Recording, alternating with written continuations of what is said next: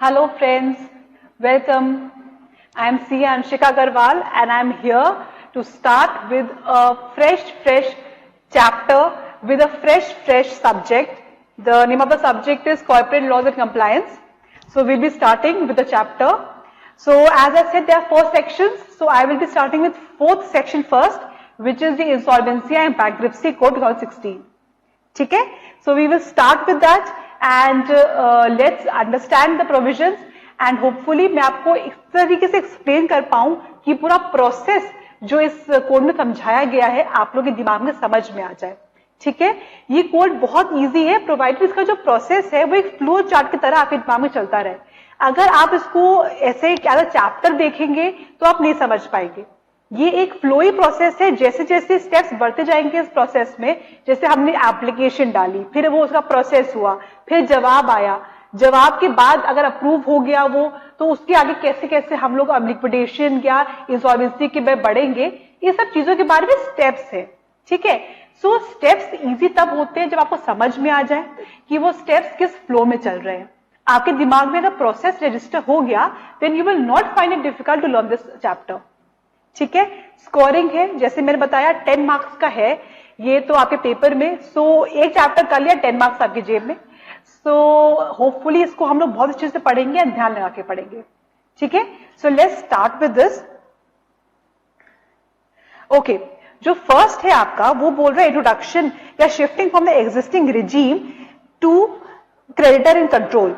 इसमें क्या बोल रहा था कि इंडिया में insolvency and bankruptcy code is one of the matured step towards setting the legal positions with respect to financial failures and insolvency to provide easy exit with painless mechanism in case of insolvency of individuals as well as company. The code has significant value for all its stakeholders. तो देखो ये क्या कह रहा है इसमें कि जितने भी स्टेक होल्डर्स हैं इसकी ये जो वर्ड है ना स्टेक होल्डर्स, ये बहुत इंपॉर्टेंट है. बोल रहा है to ease the access and to provide a painless mechanism. पहले क्या होता था कि भैया किसी की बैंक्रप्सी हो गई इंडिविजुअल्स की या कंपनी इंसॉल्वेंट हो गई, बहुत फॉर्मेलिटीज होती थी, केसेस पेंडिंग पे पेंडिंग जाते रहते थे, जो बोलते तारीख पे तारीख एग्जैक्टली वही होता था इनके साथ. और जब तक ये केसेस सॉल्व होते थे या कोई डिसीजन पे पहुंचते थे तब तक या तो वो कंपनी का आता पता बिल्कुल नहीं होता था, जो उसके मालिक थे वो कहीं भाग चुके होते थे, फ्रॉड हो चुके होते थे, कितने फ्रॉड्स पकड़ ही नहीं पाते थे हम लोग कि क्यों क्या हुआ. तो इसलिए बहुत जरूरी था कि ऐसा मैकेनिज्म आए जो एक पेनलेस मैकेनिज्म, आप ये वर्ड पढ़ेगा पेनलेस, एक पेनलेस मैकेनिज्म दे दे इन चीजों को. ठीक है, तो इसलिए ये एक कोड हम लोग लेके आए. अच्छा, ये significant value of all stakeholders मतलब क्या हुआ, कभी भी बैंक्रप्सी हुई या इंसॉल्वेंट हुई कंपनी तो क्या होगा, जो स्टेक होल्डर्स थे, स्टेक होल्डर्स मतलब कौन होते हैं, पहले तो stakeholders is not only the share holders जिनका पैसा लगा है, इट इंक्लूड्स क्रेडिटर्स. ठीक है, it includes the suppliers, it includes the debtors, it includes the persons, the investors. Okay, तो ये सब के सब आपके स्टेक होल्डर्स होते हैं कंपनी में. अगर कंपनी का दिवाला निकल गया है जिसको बोलते हैं, या कंपनी इंसॉल्वेंट हो गई है, सब पे असर होने वाला है, सबका पैसा लगा हुआ कंपनी में. तो अगर कंपनी का ये जो केस है ये जल्दी सॉल्व होता है या इसी तरीके से सॉल्व होता है, सबके लिए फायदा है. तो इसलिए उस पूरे एक प्रोसेस को ईज करने के लिए ये कोड लाया गया. ठीक है, उसके बाद अगर हम देखें the board for industrial financial reconstruction, one of the insolvency regulators has been a phantasm for sick industrial companies. जब जो बोलते थे कंपनी स्टिक हो गई है, इंडस्ट्रियल कंपनी स्टिक हो गई है, मतलब कि भैया वो अब काम नहीं कर पा रही है, they are not giving the profits, they are running into losses, उनके एम्प्लॉइज की सैलरीज नहीं पे हो रही है, बस कंपनी की बुरी हालत है, उसको बंद करने वाली हालत हो गई है. उस चीज के लिए पहले बोर्ड फॉर फाइनेंशियल रिकंस्ट्रक्शन का काम होता था, उस पर केस रेफर होता था, स्टेप बाय स्टेप केसेस चलते थे, पेंडिंग जाते थे, बहुत डिफिकल्टी होती थी. ठीक है, इन सबको रिप्लेस करता है हमारा इंसॉल्वेंसी एंड बैंक्रप्सी कोड. ठीक है, इन सब चीजों को ये सॉल्व करता है. Looking at the Indian bankruptcy regime in the past, the companies revival process has been sluggish and cumbersome, which often leads to productive assets like dormant and getting wasted. क्यों? क्योंकि सपोज एक company बहुत अच्छे land पे है, अब वो company, उसकी फैक्ट्री नहीं चल पाई, फैक्ट्री बहुत अच्छी उपजाऊ जमीन है, उस पे आप चाहो तो वो जमीन पे कोई और फैक्ट्री लग सकती है, कोई और खेती हो सकती है, उस फैक्ट्री को आप किसी और चीज के लिए यूज कर सकते हो जमीन को। लेकिन नहीं, ये केसेस पहले चलते रहते थे, फैक्ट्री में ताला लगा हुआ है, वो लैंड कहीं यूटिलाइज ही नहीं हो पा रहा है, मशीनरी पड़े पड़े सड़ जाती है उस कंपनी की, तो इसलिए उसका पूरा सेटअप, उस पूरा ऑफिस सेटअप ताला लगा हुआ है। जब केस सॉल्व होगा तब समझ में आएगा इस चीज का। तो ये बोल रहा है कि हमारे जो प्रोडक्टिव असेट्स है दे वर लाइक डोमेंट, उनका कुछ यूज ही नहीं हो पा रहा था, ठीक है, अर्लियर की चीज में। Insolvency bankruptcy code has come up with expeditious insolvency resolution revival process. It is expected that the implementation of the code will release the burden on credit institutions.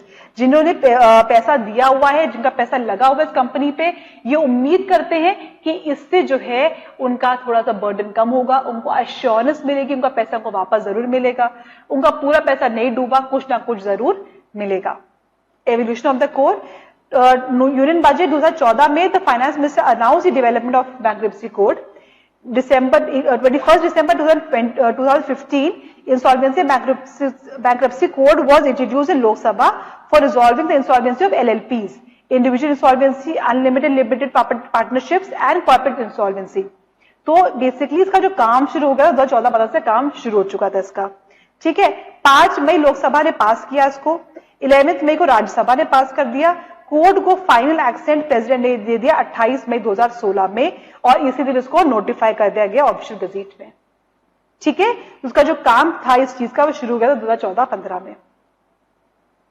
Code repeals the presidency towns insolvency act. Basically किसको देखते देखते ये code बना है, किसके provisions पे, इन सारे provisions से बना है। To safeguard the interest of any stakeholders, to establish insolvency and bankruptcy board of India, to facilitate easy exit of bankrupt corporates and individuals and to provide painless removal mechanism for entities. ये जो last के 2 points है ना, कितना जरूरी है। Easy exit, भैया आपसे काम नहीं हो पा रहा है, इंडिविजुअल कह रहा है मेरा दिवाला निकल चुका है, मेरे पास इस कंपनी को चलाने के लिए पैसे नहीं है, इस कंपनी को प्लीज बंद किया जाए। वो जब ये चीज बोल रहा है तो उसको इजी एग्जिट दो। क्यों जबरदस्ती वो देखता रहे कि ये कंपनी चलती रहे, ना रिसोर्सेज है ना पैसा है, सभी लोग फंसे हुए हैं इस चीज में, उसके लिए एक इजी एग्जिट दे रहे हैं हम लोग। साथ साथ इसमें हम लोग पेनलेस रिवाइवल दे रहे हैं। पेनलेस रिवाइवल मतलब कि सपोज कुछ ऐसा हो सके कि सपोज कोई लोन्स चल रहे थे कंपनी के, उसके कारण उस लोन्स को रीपे करने के कारण कंपनी नहीं चल पा रही है, तो कुछ ऐसा सेटलमेंट हो जाए ताकि वो लोन्स माफ हो जाए या हाफ सॉल्व हो जाए। ऐसा होगा तो कंपनी कम से कम फिर से रिवाइव हो सकती है, कंपनी फिर से चल सकती है। कई बार ऐसा होता है कि कुछ प्रमोटर्स जो है कंपनी के, या कुछ पर्टिकुलर एम्प्लॉइज कंपनी के, या कुछ पर्टिकुलर बोर्ड के मेंबर्स के कारण कंपनी की पोजीशन खराब हो जाती है, कंपनी लॉसेस में चल रही होती है, या फिर कंपनी डेट्स में होती है। कभी कभार कॉर्पोरेट रिस्ट्रक्चरिंग जिसको बोलते हैं, मतलब कि मर्जर्स, ज्वाइंट वेंचर्स, या फिर company completely winding of the company, और उसके बाद उन कंपनी को फिर से रिवाइव करते हैं। इन प्रोसीजर्स से बहुत इजी हो जाता है कंपनी का काम वापस शुरू करना। कभी कभार ऐसा होता है कि ठीक है कंपनी अभी चल नहीं पा रही, उसको बंद कर दो, सब सेटलमेंट कर दो, जितनी लायबिलिटीज खड़ी है, जितने असेट्स है सबको बेच के सब सेटलमेंट कर दो, अब हम कंपनी वापस नए तरीके से रिवाइव कर सकते हैं। तो इसलिए 2 चीजें, एक एग्जिट, एक रिवाइवल, तो ये बहुत इंपॉर्टेंट एस्पेक्ट्स है इस एक्ट के, ठीक है। नेक्स्ट आते हैं extent of the code. The insolvency and bankruptcy code extends to whole of India, it does not extend to Jammu and Kashmir, तो whole of India except state of Jammu and Kashmir. Commencement of the code मैंने जैसे बताया था 2016 में introduce कर दिया गया था ऑफिशियल गजेट में, तब से इसका एप्लीकेबल हो रहे हैं provisions. Applicability of the code, any company incorporated, अच्छा ये किस किस पे एप्लीकेबल है ये भी जरूरी है। हम लोग कैसे बताएंगे कि भैया ये कंपनी पे ये कोड लग रहा है कि नहीं लग रहा है, या कौन कौन सी कंपनीज, कौन कौन से ऑर्गेनाइजेशन इसके अंदर कवर्ड है, ये देख लेते हैं।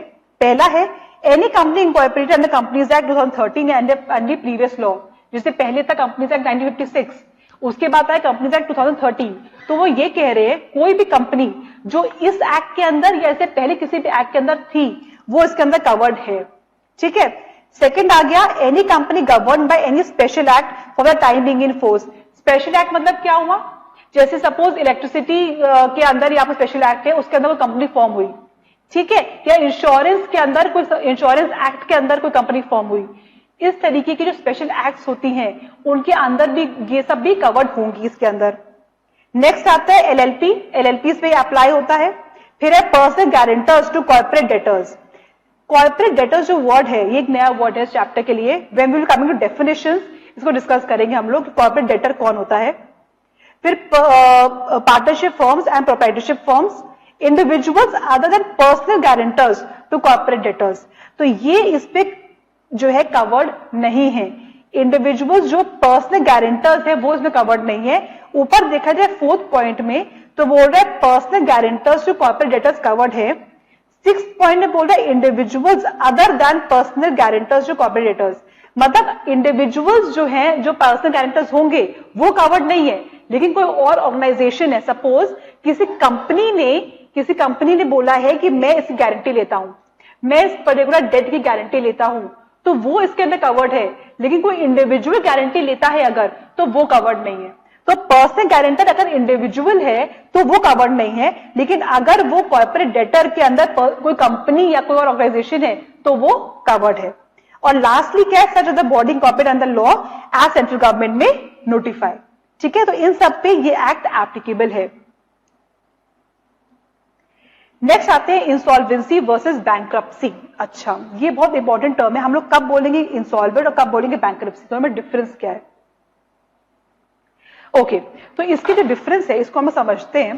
The term insolvency can be used for individuals या फिर ऑर्गेनाइजेशनल कॉर्पोरेट्स, दोनों के लिए हम ये शब्द इस्तेमाल कर सकते हैं, इंडिविजुअल्स के लिए भी और ऑर्गेनाइजेशनल कॉर्पोरेट्स के लिए भी। इंडिविजुअल्स के लिए जब इस्तेमाल होता है तो वर्ड बन जाता है बैंक्रप्सी, ठीक है। जब हम लोग इंडिविजुअल्स के लिए ये जो आपका बैंक्रप्सी वर्ड है जब हम लोग इंडिविजुअल्स के लिए कर रहे हैं तो वो बन जाएगा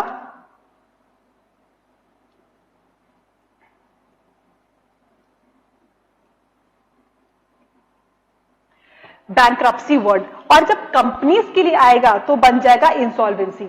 this is the major difference. आप ये नहीं बोलते हो कोई इंडिविजुअल इंसॉल्वेंट हो गया है, आप बोलते हो कोई इंडिविजुअल बैंक्रप्ट हो गया है और कोई कंपनी इंसॉल्वेंट हो गई। कंपनी या कोई और ऑर्गेनाइजेशन अगर वो इंडिविजुअल इंसॉल्वेंट की तरफ से जा रहा होता है तो बोलते हैं वो इंडिविजुअल बैंक्रप्ट हो गया है। पहला डिफरेंस तो इन दोनों शब्दों में ये हुआ, ठीक है। उसके बाद अगर जो है इंसॉल्वेंसी को ट्रीट करते हैं, ट्रीट मतलब इन द सेंस कि कुछ ना कुछ ऐसा हो जाए, कोई अरेंजमेंट हो जाए जिससे बैंक्रप्सी रोकी जा सके। जैसे सपोज उस इंडिविजुअल को बहुत सारा लोन चुकाना था, तो उसने बैंक से लोन लिया हुआ था, तो लोन चुकाना था, पर अब वो आप हाथ खड़े कर रहा है, ये लोन मैं नहीं दे सकता, मेरे पास पैसा नहीं है। अगर वो ऐसा कहता है और वो खुद को हाथ खड़े कर देता है तो इसका मतलब रीजन क्या है कि उसको वो लोन चुकाना था इसलिए वो हाथ खड़े कर रहा है, अदरवाइज उसकी पोजीशन ठीक है, अदरवाइज ये इंसॉल्वेंसी ट्रीट हो सकती है। मतलब ऐसा कोई सोल्यूशन निकाला जाए कि इंसॉल्वेंसी ट्रीट हो जाए। जैसे सपोज उसने गिरवी रखा था अपना कोई घर, वो घर बेच दो, पैसा आ जाएगा, लोन प्रीपे हो जाएगा, इंसॉल्वेंसी ट्रीट हो गई। तो अगर वो ट्रीट हो पाई तो भैया इंसॉल्वेंसी नहीं कहलाएगी, वो हो जाएगी बैंक्रप्सी। और अगर वो ऐसे कॉर्पोरेट केस में अगर अनट्रीटेड होगी तो वो इंसॉल्वेंसी कहलाएगी। तो बेसिकली वर्ड सेम है दोनों, बस खाली उनका यूसेज अलग जगह पे होता है। बैंक्रप्सी आप यूज करते हो इंडिविजुअल्स के लिए, इंसॉल्वेंसी यूज करते हो कंपनीज, ऑर्गेनाइजेशंस, कॉर्पोरेट ऑर्गेनाइजेशन, सब चीजों के लिए, ठीक है। पढ़ लेते हैं। Insolvency is state of affairs from which an entity में ईदर इमर्ज और seize. In insolvency, the entity goes through financial difficulties. As such, it is unable to run at its current pace.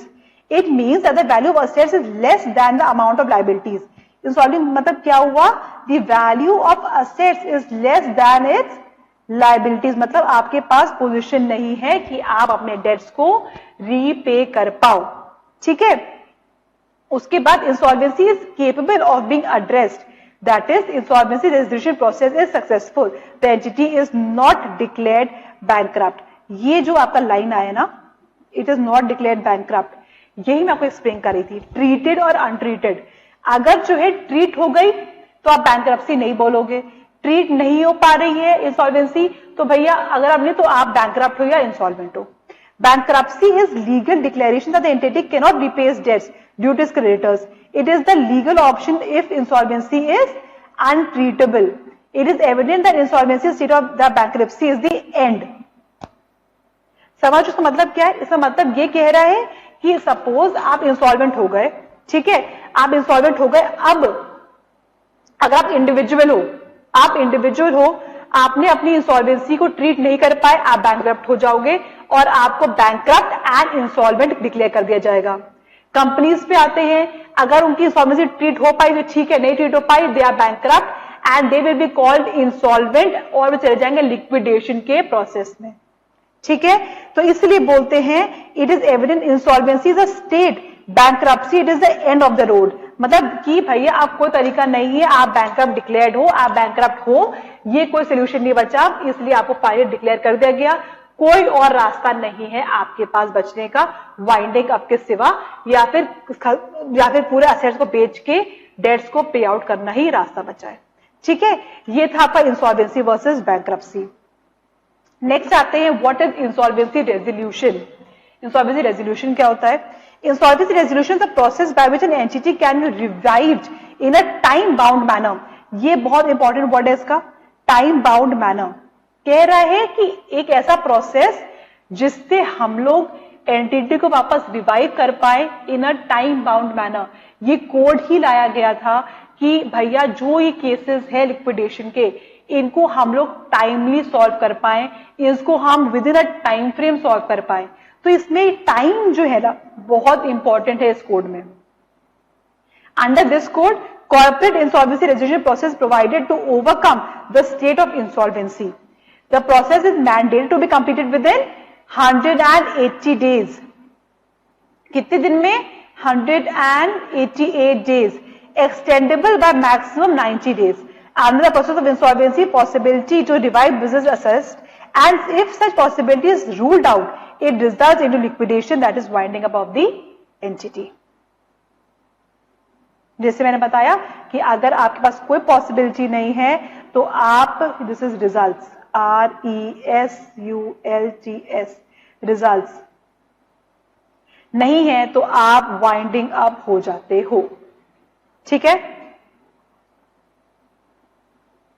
What is liquidation? अब liquidation की बात करते हैं कि liquidation क्या हुआ। मैंने क्या बोला, लिक्विडेशन कब हुआ? जब आपका रिवाइवल प्रोसेस खत्म, कोई ऑप्शन नहीं है, आप बैंकरप्ट हो चुके हो और आपको वाइंडिंग अप होगा ही होगा, या कंपनी के केसेस में लिक्विडेशन होगा, ठीक है। Liquidation is the process of winding up of an entity. Important word है winding up, it is the winding of the entity. If the insolvency resolution fails, कब होता है स्टार्ट? जब फेल हो जाता है। IRP इसको बोलते हैं, इसको कौन चीज क्या बोलते हैं?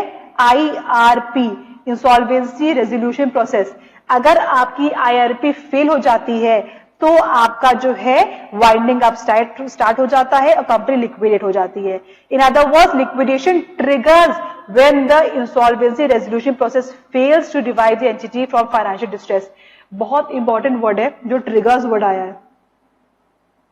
आपको एक बहुत शायद पहले किसी अटेम्प्ट में एक क्वेश्चन भी आया है कि ट्रिगर पॉइंट क्या होता है हमारे वाइंडिंग अप का। हम लोग कब कहते हैं कंपनी अब लिक्विडेट हो रही है, कंपनी वाइंडिंग अप हो रही है? तो ट्रिगर पॉइंट कब होता है? जब हमारा इंसॉल्वेंसी प्रोसेस फेल हो जाता है, जब हम लोग रिवाइव कंपनी को करने में फेल हो जाते हैं, तब हमारा लिक्विडेशन स्टार्ट हो जाता है। तब हमारा क्या स्टार्ट हो जाता है? इंसॉल्वेंसी प्रोसेस फेल हो जाता है तो हमारा winding up start, liquidation process start हो जाता है, ठीक है। Under this process a liquidator is appointed and all the parts of the board is invested to the KMP या फिर बोर्ड, इसको दी जाती है लिक्विडेटर को।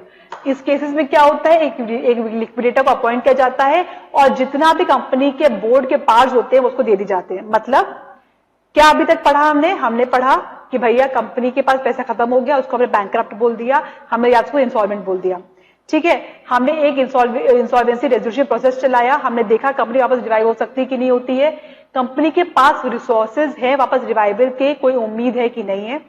उम्मीद नहीं है, ठीक है भैया वाइंडिंग अप करो, लिक्विडेशन प्रोसेस स्टार्ट करो। उम्मीद है तो उसको हम लोग इंस्टॉलमेंट नहीं कहेंगे, उसको वापस रिवाइव कर देंगे। लिक्विडेशन प्रोसेस अगर स्टार्ट हो गया तो उसका मतलब क्या हुआ? इसका मतलब सिर्फ ये हुआ एक लिक्विडेटर को अपॉइंट कर दिया जाएगा, वो लिक्विडेटर उस कंपनी का मालिक की तरह काम, मालिक इन द सेंस उसके मैनेजमेंट की तरह काम करेगा, उस हेड ऑफ मैनेजमेंट। कोई भी एस्पेक्ट उस कंपनी का जो होगा लिक्विडेटर के परमिशन से होगा, कुछ भी बेचना, खरीदना, कुछ भी ट्रांजैक्शन, या एक बोलते हैं ना पत्ता भी हिलेगा तो वो लिक्विडेटर के कहने पे ही हिलेगा उस कंपनी से रिलेटेड। ठीक है, समझ गए? तो ये था लिक्विडेशन प्रोसेस, एक ओवरव्यू समझ में इंसॉल्वेंसी प्रोसेस का। ठीक है, आगे आते हैं की features of the code. Important है, इंपॉर्टेंट मार्क कर लो उसको, क्वेश्चन पूछा जाता है इस पे। सॉरी,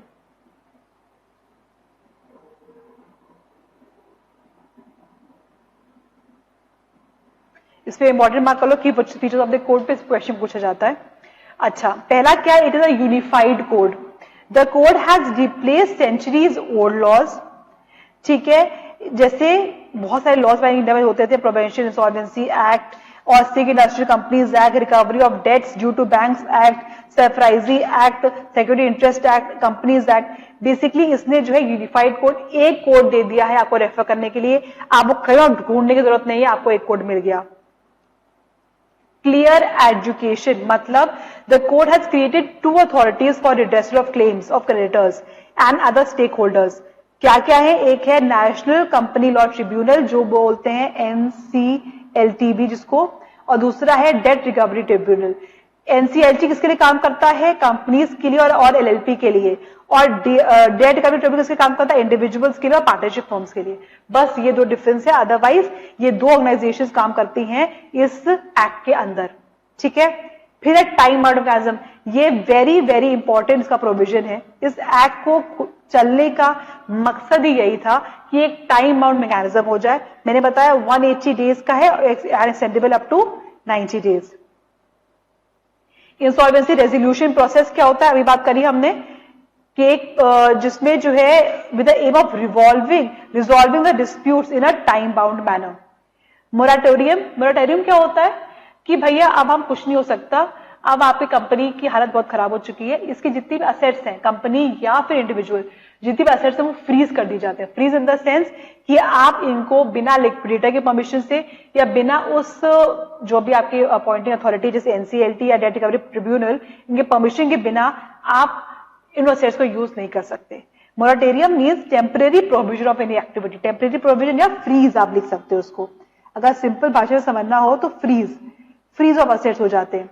ठीक है, आपकी कंपनी फ्रीज हो जाती है कि भैया उसके असेट्स फ्रीज हो जाते हैं, जिसका मतलब ये कि अब आप इस कंपनी को असेट्स बिना किसी परमिशन के यूज नहीं कर सकते। During the period of moratorium, no action can be taken against the company or assets of the company. इसका मतलब ये भी है कि भैया आप कोई और एक्शन नहीं ले सकते। मतलब एक्शन नहीं ले सकते मतलब इसका मतलब क्या हुआ? कोई एक्शन नहीं ले सकते।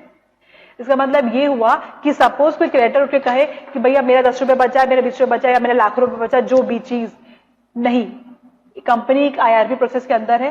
पहले गवर्नमेंट देखेगी, जो उसके डेट रिकवरी ट्रिब्यूनल है या फिर एनसीएलटी है, वो देखेंगी कि क्या क्या क्लेम्स किसके हैं, किसके जायज क्लेम्स हैं जिनको मिलना चाहिए, जिनके ऐसे क्लेम्स हैं जिनको हम लोग नहीं इंकरेज करेंगे। ये सब चीजें वही डिसाइड करेंगे, उसके सिवा आप कोई क्लेम नहीं कर सकते। नेक्स्ट आया इंसॉल्वेंसी रेगुलेटरी बोर्ड। एक बोर्ड बनाया गया है, एक सिंगल बोर्ड, जिसको regulator of the governance of insolvency and bankruptcy law and information utilities. तो कौन सा बोर्ड बनाया गया यहाँ पे? Insolvency and bankruptcy board of India. फिर क्या? Information utilities. For the first time in history this unique feature has been introduced. Information utilities are established to function as a data bank to collect, collate and disseminate the financial information. It facilitates creation of debt with respect to debts and credit of the business house. It is intended to help in early detection of defaults and thus triggering the insolvency resolution process at the earliest. इसका मतलब क्या हुआ कि भैया एक data bank create हो गया है। मतलब एक जगह पे जितनी भी इंफॉर्मेशन इकट्ठी करनी है, इस पर्टिकुलर कंपनी के कितने डेट्स हैं, कहां से लोन चल रहे हैं, कौन कौन लेनदार है, कौन कौन देनदार है, किस किस से कंपनी को मिलना है, किस किस को देना है, कौन कौन सी पार्टीज है जिन्होंने केस किया हुआ कंपनी के ऊपर, सब कुछ, सारा डेटा एक जगह इकट्ठा हो जाता है। इससे इजी हो जाता है आपको रेजोल्यूशन बनाना कि भैया ठीक है, ये पैसा यहां से मिल जाएगा, ये यहां से मिल जाएगा, ये प्रायोरिटी पे रखना, इनको प्रायोरिटी पे रखना। बेसिकली कंसोलिडेटेड डेटा बैंक हो जाता है, विच इजेस अप द प्रोसेस। ठीक है, order of priority in distribution of assets, ये फिर से एक आ गया कि हमें भैया ठीक है कंपनी लिक्विडेट होनी है या फिर वाइंडिंग अप होनी है, जो भी चीज है, कंपनी की जो असेट्स हैं वो कैसे बांटे जाए, किसको फुल्ली पे करना है, किसको 50% पे करना है, किसको पे नहीं करना है, ये सब चीजें डिसाइड होती हैं इस वाले पार्ट में, इस कोड में। It has come with the strict order of priority in paying off the dues. ठीक है, तो ये आपके सारे के सारे की फीचर्स थे किसके, इस कोड के। क्या क्या था, यूनिफाइड कोड, सिंगल कोड है, क्लियर एजुकेशन मतलब सिर्फ 2 बोर्ड्स बनाए गए हैं, टाइम बाउंड मैकेनिज्म है, एक IRP प्रोसेस होता है, मॉनिटरियम है, इंसॉल्वेंसी रेजोल्यूशन बोर्ड है, इंफॉर्मेशन यूटिलिटीज है और order of priority of assets. ये सब इसके की फीचर्स है। क्वेश्चन आता जरूर है कि भैया इसके जो है क्या क्या की फीचर्स के बारे में बताइए, वो ये है। Okay,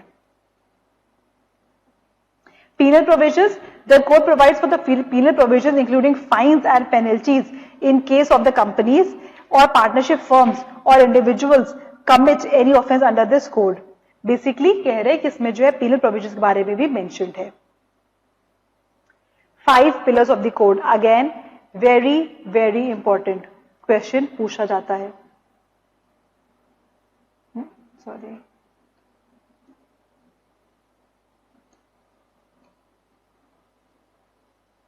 five pillars of the code are very important.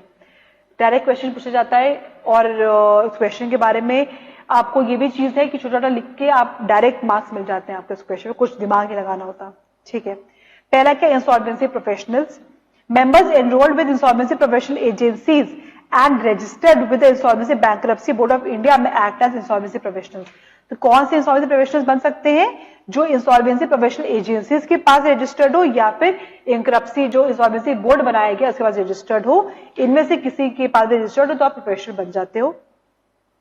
करते क्या professionals, they manage for the insolvency resolution process and liquidation process. ये मैनेज करते हैं प्रोसेस कैसे आगे लेके जाएं, हम लोग कैसे स्टार्ट करें, कैसे किसके एप्लीकेशन आगे लेके जाएं, ये बेसिकली ये सब पूरी चीज देखते हैं। All the parts of the management of the company are vested with the insolvency professionals during the insolvency resolution process। मैंने बताया था कि कोई भी काम कंपनी का कभी नहीं हो सकता सिवाय, कोई भी काम नहीं हो पाएगा अगर आपके इंसॉल्वेंसी प्रोफेशनल्स हाँ ना नहीं करेंगे। एक बार IRP स्टार्ट हो गया उसके बाद जितनी भी पार्ट्स मैनेजमेंट की होती है किसके पास होती है, इंसॉल्वेंसी प्रोफेशनल के पास। ये लोग जो कहेंगे वही हो पाएगा। ठीक है, they also act as liquidator during liquidation process. अगर IRP के बाद ऐसे हालात आते हैं कि कंपनी की रिवाइव नहीं हो सकती, कोई रिजोल्यूशन नहीं बचा है सिवाय वाइंडिंग अप के, तो ये लिक्विडेटर के तरीके से भी एक्ट करते हैं। ओके, नेक्स्ट आता है insolvency professional agencies, they are registered with the insolvency bankruptcy board of India, they enrol and regulate the insolvency professionals. इनका क्या काम है, इंसॉल्वेंसी प्रोफेशनल्स को तैयार करना। इंफॉर्मेशन यूटिलिटीज मैंने बताया था, ये एक बहुत नीचा क्राइटेरिया है इस कोड का। एक डेटा बैंक कलेक्ट हो जाता है, डेटा बैंक बनाया जाता है जिसमें उस कंपनी से रिलेटेड जितना भी डेटा होगा वो आपको मिल जाएगा। क्रेडिट्स पे, डेटर्स पे, this triggers the insolvency resolution process. मतलब कि भैया कभी डेटा बैंक में पूरा का पूरा डेटा बैंक रेडी है आपका, वहां पे हमको कभी भी दिख जाए कि भैया ये डिफॉल्ट हो गया है, तक से आपके IRP स्टार्ट हो जाएगा। It will trigger the insolvency resolution process। It will trigger the insolvency resolution process। Okay, फिर है insolvency bankruptcy board of India, ये बनाया गया है, ये आपका 1 अक्टूबर 2016 बनाया गया था। It adds the more significant value of the regime। The board registers and regulates the insolvency professionals. पहली बात एजेंसीज को रजिस्टर करता है वो जो आपको प्रोफेशनल्स देती हैं, साथ में डेटा बैंक देखता है जो इन्फॉर्मेशन मिली है वो सही की गलत है। It promotes transparency and best practices with regard to insolvency resolution and liquidation. तो बेसिकली हमारे 5 पिलर्स में से पहले थे प्रोफेशनल्स, दूसरा आया आपका प्रोफेशनल एजेंसीज, मतलब वो जो प्रोफेशनल्स को बनाती हैं। तीसरा utilities, data bank of data bank, जिसमें समझ में आता है यहां फॉल्ट हुआ, अब ट्रिगर हो गया आपका IRP, एक इंसॉल्वेंसी बैंक्रप्सी बोर्ड बना। लास्ट आपकी आती है educating authorities. The code has created the following educating authorities of both corporate non corporate. पहला क्या है, NCLT, दूसरा है डेट रिकवरी। NCLT क्या है, It is a body in case of companies and LLPs. An appeal against NCLT may be filed with appellate tribunal, National Company Law Appellate Tribunal. The appeal against इसकी और इसके बाद appeal कहाँ चली जाएगी? Supreme court. तो इसकी appeal चली गई एनक्लैड पे और एनक्लैड की अपील चली गई सुप्रीम कोर्ट पे. ठीक है. फिर आया डेट रिकवरी ट्रिब्यूनल. ये किस केसेस में? इंडिविजुअल पार्टनरशिप फर्म्स में. इसकी चली जाएगी रिकवरी एपिलेट ट्रिब्यूनल में और इसकी फिर चली जाएगी सुप्रीम कोर्ट में. समझ गए? बेसिकली हर एक एपिलेट ट्रिब्यूनल है और उसके बाद भी आपको संतुष्टि ना मिले तो सुप्रीम कोर्ट पे जा सकते हो. Both adjudicating authorities have absolute jurisdiction with respect to insolvency matters. No injunction shall be granted by the court, tribunal or authority in respect of any action taken pursuant to any power conferred by NCLT या DRT. Basically कह रहा है कि adjudicating authorities इनकी जो है extreme power है. ऐसा नहीं है कि आपको कुछ समझ ना डायरेक्ट अप्लाई कर सकते हो. No injunction shall be granted instead of any action taken. जो इन्होंने जो आपको बोल दिया, जो सजा सुनाई है, जो एक्शन लिया है, इसको रिवर्स नहीं किया जा सकता. ठीक है, ये फाइनल डिसीजन होगा. चलो आगे बढ़ते हैं. ठीक है, नेक्स्ट हमारा आया स्ट्रक्चर ऑफ द कोड. अच्छा, इसमें क्या लिखा हुआ है कि जो इसका स्ट्रक्चर है इसमें हमारे सेक्शंस है एंड शेड्यूल्स है. चलो आगे बढ़े. ठीक है, तो अब हमारा जो पढ़ रहे हैं वो है structure of the code. Structure of the code में क्या चीजें हैं? दो चीजें हैं. एक आपका है सेक्शंस और शेड्यूल्स. सेक्शंस हमने पढ़ा तो 255 सेक्शंस है इसमें, जिसमें 5 पार्ट्स डिवाइड किया गया है. पहला प्रिलिमिनरी, दूसरा आपका है सर्प. सर्प का फुल फॉर्म हुआ कॉर्पोरेट इंसॉल्वेंसी रेजोल्यूशन प्रोसेस. बहुत जगह आपको ये वर्ड दिखेगा सर्प आगे. इसका फुल फॉर्म है कॉर्पोरेट इंसॉल्वेंसी रेजोल्यूशन प्रोसेस, मतलब जो प्रोसेस स्टार्ट होता है सर्प उसको बोलते हैं. ठीक है. थर्ड में आपको दिखेगा insolvency resolution and bankruptcy for individual and partnership firms. Fourth में आपका आया regulation of insolvency professional agencies and information utilities. और फिफ्थ है मिसलेनियस. शेड्यूल्स में आपके 12 शेड्यूल्स हैं जो अलग अलग पार्ट में डिवाइड किए गए हैं. डेफिनेशंस. अच्छा, डेफिनेशंस बहुत सारी हैं पर जो जो इंपॉर्टेंट हैं, जो जो मुझे लग रही है कि आपके आगे आने वाली हैं, वो डिस्कस कर लेते हैं. बाकी के पढ़ लेना. डेफिनेशन वर्ड बाय वर्ड याद होना जरूरी नहीं है, but you need to know कि किसमें क्या इंक्लूडेड है. जैसे मैंने बताया कि कभी आपको प्रैक्टिकल क्वेश्चन दे देते हैं वो, पर आपको पता नहीं है कि इसकी एप्लीकेबिलिटी कहां पे है, तो आप उसको नहीं अप्लाई कर पाओगे. तो go through all the definition जरूर, कुछ भी छोड़ना नहीं है, बट जो इंपॉर्टेंट है, जो मेन है, वो डिस्कस कर लेते हैं. पहला है corporate person. Corporate person means a company या फिर आर LLP या फिर any other person incorporated with LLP या फिर any other law. It shall not include any financial service provider. ये जरूरी है. फाइनेंशियल सर्विस प्रोवाइडर जैसे म्यूचुअल फंड्स हो गए, इंश्योरेंस, डेट फंड्स हो गए आपके, ये सब इसमें इंक्लूडेड नहीं होती हैं. ठीक है, तो ये कंपनीज के सिवा आपके बाकी सब इसमें इंक्लूडेड होते हैं. Corporate debtor means a corporate person who owes a debt to any person. हमारे इसमें एक डेटर, देखो कोई भी जब बैंक्रप्सी इंसॉल्वेंसी की बात करेंगे, एक डेटर होगा. ठीक है, जिसका डेट होगा, क्रेडिटर होगा जिसको पैसा देना है. तो एक डेटर हो गया, क्रेडिटर हो गया. ठीक है, तो ये दो पार्टीज तो हो गई होंगी.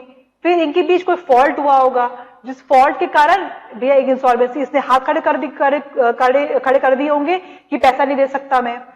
ठीक है, अब दुख किसको हुआ? क्रेडिटर को, भैया हमें पैसा मिलना चाहिए. तो इसलिए ऐसे पार्टी जरूर आएंगी. पहला है corporate debtor means who owes a date, जिसको किसी को पैसा देना है. Creditor a person to whom debt is owed and it includes categories क्या है? Financial creditor, operational creditor, secure creditor, unsecure creditor और डिक्री होल्डर. डेट क्या हो? मतलब कोई भी तरीके का डेट जो या ऑब्लिगेशन आपको जो ड्यू है. फिर एक डिफॉल्ट हुआ होगा, मतलब डेटर ने हाथ खड़े कर दिए होंगे क्रेडिटर की तरफ कि मैं आपको पैसा नहीं दे सकती, तो एक डिफॉल्ट जरूर हुआ होगा. फिर आते हैं सिक्योर क्रेडिटर. कौन हुआ? जिसके पास कोई ना कोई सिक्योरिटी इंटरेस्ट है, मतलब भैया अगर डिफॉल्ट किया तो मैं तुम्हारा ये माल जब्त कर लूंगा, उसका सिक्योर्ड है इंटरेस्ट. सिक्योरिटी इंटरेस्ट मतलब वही, उसने कुछ ना कुछ मॉर्गेज में रखा होगा या किसी चीज के अगेंस्ट उसको लोन दिया होगा क्रेडिटर ने. जैसे सपोज उसने बोला कि अपना तुम्हें पर्टिकुलर फैक्ट्री गिरवी रख दो तो मैं तुमको इतना लाख रुपए दे दूंगा. ठीक है, तो उस डेटर का वो फैक्ट्री गिरवी है, तो वो एक सिक्योर्ड इंटरेस्ट है किसके लिए? क्रेडिटर के लिए, तो वो एक सिक्योर क्रेडिटर हो गया। उसके बाद हम आते हैं कॉर्पोरेट एप्लीकेंट। कॉर्पोरेट एप्लीकेंट कौन हुआ? Means a CD, a person या member of the CD who is authorized to make application for SERP, an individual who is in charge of managing the operations of resources of CD, a person who has the central supervision over the financial affairs of the CD. CD मैंने पढ़ा था, अभी पढ़ा हम लोगों ने कोई एक जो हमने जो पढ़ा कॉर्पोरेट डेटर जिसको पैसा देना है वो हुआ सीडी। तो उस या तो वो एप्लीकेशन डालेगा कि भैया मैं पैसे नहीं दे सकता, आप वो एक एप्लीकेंट हो गया, या फिर उसका कोई मेंबर या पार्टनर जो ऑथराइज है सीडी से वो देगा एप्लीकेशन, या फिर जो उसका ऑपरेशन मैनेज करता है वो दे सकता है एप्लीकेशन उसके बिहाफ पे, या फिर जो उसके पूरे अफेयर्स मैनेज कर सकता है वो। तो सीडी कौन कौन हो सकता है? सीडी बेसिकली कॉर्पोरेट डेटर होता है जिसको किसी का पैसा देना है, ठीक है। तो वो एप्लीकेंट कब बनेगा? जब वो सब मतलब जी वो इंसॉल्वेंसी रेजोल्यूशन प्रोसेस की मांग करेगा, ठीक है, तो वो एक एप्लीकेंट बन जाएगा। तो एप्लीकेंट कौन कौन? सीडी खुद से हो सकता है, या फिर उसका मेंबर या पार्टनर, या फिर इंडिविजुअल, या फिर जो उसके अफेयर्स मैनेज करे वो। Corporate guarantor, a person who is a surety in a contract of guarantee to a corporate debtor, जिसने जो है एक गारंटी दी हुई है उस डेट की, वो गारंटर हो गया। मतलब उसने वो एक थर्ड पार्टी हुआ जिसने बोला कि क्रेडिटर को कि अगर डेटर तुम पैसा नहीं देते तो उसकी गारंटी मैं लेता हूं, मैं पैसा दूंगा, ठीक है। नेक्स्ट आया कोई डिस्प्यूट हुआ, मतलब कोई ना कोई फ्रॉड हुआ है, कोई ना कोई ब्रीच हुआ है कॉन्ट्रैक्ट का, तो आपका ये एक सवाल उठेगा सब का। फाइनेंशियल क्रेडिटर कौन हुआ? जो एक फाइनेंशियल डेट जिसको ओड है, जो एक फाइनेंशियल डेट जिसको ओड है वो है फाइनेंशियल क्रेडिटर। फाइनेंशियल क्रेडिटर क्या होता है? फाइनेंशियल डेट क्या होता है? जिस consideration for the time value of money, जिसमें मनी का इन्वॉल्वमेंट होता है वो होता है फाइनेंशियल डेट। जैसे money borrowed against payment of interest, any amount raised by acceptance under acceptance of credit facility, any amount raised pursuant to any note purchased, फिर any amount of liability in respect of any lease या hire purchase contract, receivable sold और undiscounted other than receivable sold और non recourse basis. Basically एक ऐसा credit जिसमें आपका कोई financial aspect involve है, या तो कोई नोट इश्यू किया गया है जिससे अगेंस्ट आपको पैसा मिल सकता है, या फिर कोई रिसीवेबल है, या फिर कोई आपको मनी बोरो किया गया जिसके अगेंस्ट पेमेंट ऑफ इंटरेस्ट देना था आपको, तभी भी फाइनेंशियल डेट हुआ। तो एक फाइनेंशियल डेट की डेफिनेशन में ये सारी चीजें इंक्लूडेड है। नेक्स्ट है आपका फाइनेंशियल क्रेडिटर, जो अगेन वर्ड इसके अगेंस्ट आपका और क्या क्या इंक्लूडेड है? इंक्लूडिंग एनी फॉरवर्ड सेल और परचेज अग्रीमेंट। जो फॉरवर्ड कॉन्ट्रैक्ट्स होते हैं, आपके शेयर्स में ऑप्शंस होते हैं, आपके फ्यूचर्स होते हैं और फॉरवर्ड कॉन्ट्रैक्ट्स होते हैं। जो फॉरवर्ड कॉन्ट्रैक्ट्स हैं वो भी इसमें इंक्लूडेड होंगे, किसमें? फाइनेंशियल डेट में। कोई भी डेरिवेटिव ट्रांजैक्शन जो हुआ है जिसके कारण fluctuation in the rate of price calculated on the time of on the value of a derivative transaction, only the market value should be taken into account. ये एक इंपॉर्टेंट एस्पेक्ट है। अगर कोई डेरिवेटिव कॉन्ट्रैक्ट हुआ है जिसमें जो है प्राइस फ्लक्चुएशंस हो सकती हैं, तो उसका जो मार्केट वैल्यू जो उसका ट्रांजैक्शन का वही एक फाइनेंशियल डेट होगा। आप ये नहीं कह सकते कि जब भैया हमारा कॉन्ट्रैक्ट हुआ था तब ये हमारा डेरिवेटिव 100 रुपए का था, नहीं, और उसकी मार्केट वैल्यू आज कितनी है? 80 रुपए, तो आपका डेट कितने का हुआ? 80 रुपए का है, 100 रुपए का डेट नहीं रहा। तो डेरिवेटिव के केस में मार्केट वैल्यू जो है वो आपकी डेट कहलाएगी। Financial creditor, any counter indemnity obligation in respect of any guarantee, bond, letter of credit or any other instrument issued, the amount of liability in respect of any guarantee or indemnity for any item referred। मतलब financial creditor मतलब ये financial debt की definition है। तो जिस बंदे को financial debt odd है वो हुआ फाइनेंशियल क्रेडिटर, ठीक है। मतलब क्रेडिटर मतलब हुआ जिसको पैसा देना है, वो फाइनेंशियल क्रेडिटर होगा या ऑपरेशन क्रेडिटर होगा। फाइनेंशियल क्रेडिटर कब होगा? जब वो फाइनेंशियल डेट की डेफिनेशन में आएगा। और फाइनेंशियल डेट की डेफिनेशन क्या है? वो ये सारे पॉइंट इंक्लूडेड है, ठीक है। फिर आता है फिर इंसॉल्वेंसी रिकमेंसमेंट डेट। किस दिन हम बोल देंगे कि इंसॉल्वेंसी शुरू हो गई है? The admission of any application initiating serve. जिस दिन सीडी एप्लीकेशन डालेगा कि भैया हम पैसा नहीं दे सकते, आप सब शुरू कर दीजिए, उस दिन इंसॉल्वेंसी का कमेंसमेंट डेट शुरू हो जाएगा। ऑपरेशन क्रेडिटर कौन हुआ? A person to whom operation debt is owed. और ऑपरेशन डेट क्या होता है? Claim in respect of provision of goods और services including employment of debt in respect of payment of dues arising under any law for the time being in force and payable to any central government या फिर any local authority. मतलब this is relating to goods and services. वो relating क्या था? Financial relating क्या था? Money के aspect में।